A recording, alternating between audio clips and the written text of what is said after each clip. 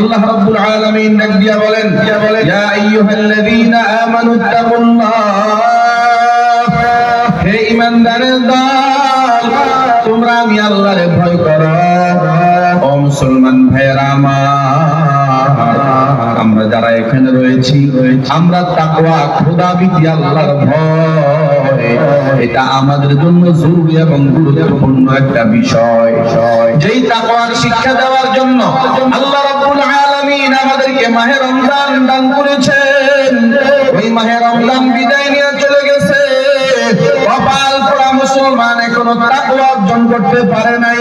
এমন মুসলমান আমাদের দেশে আছে কি নেই? আমাদের সমাজে আছে কি নেই? এ মুসলমান ভাইরা আমার, এখন আরেকটা সুযোগ আল্লাহ রাব্বুল আলামিন আমাদের মাঝে রাখছেন তাকওয়া অর্জন করার জন্য, খোদাভীতি অর্জন করার জন্য।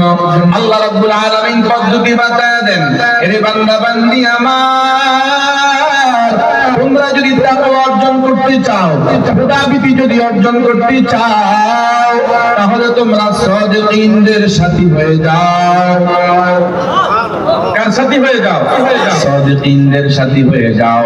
কারণ যারা আল্লাহরে ভয় করে, যারা আল্লাহর ভয়ে গুনাহ থেকে বাঁচে, যারা আল্লাহর ভয়ে কাঁদতে কাঁদতে বুক ভাসায়, যারা আল্লাহর ভয়ে কাঁদতে কাঁদতে রাত কাটায়, তোমরা যদি তাদের সঙ্গী হয়ে যাও, তোমরা যদি তাদের সাথী হতে পারো, তোমরা যদি তাদের মজলিসে আসতে পারো, তোমরা যদি তাদের হাতে হাত দিতে পারো, আল্লাহর ফজলে করমে তুমিও মুত্তাকি হইতে পারবা, তুমি আল্লাহ ওয়ালা হইতে পারবা। কথা বলেন ঠিক না বেটি?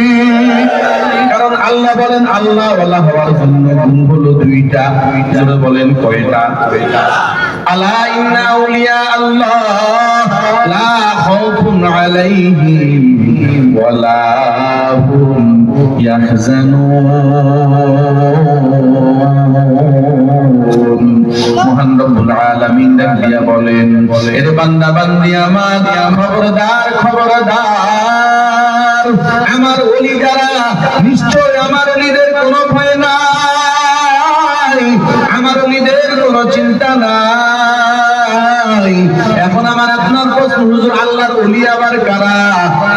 ওলি তো হবে চরমনাই পীর সাহেব আল্লাহর ওলি, উজানির পীর সাহেব আল্লাহর ওলি, হক্কানি বড় বড় উলামায়ে কেরাম হলেন আল্লাহর ওলি।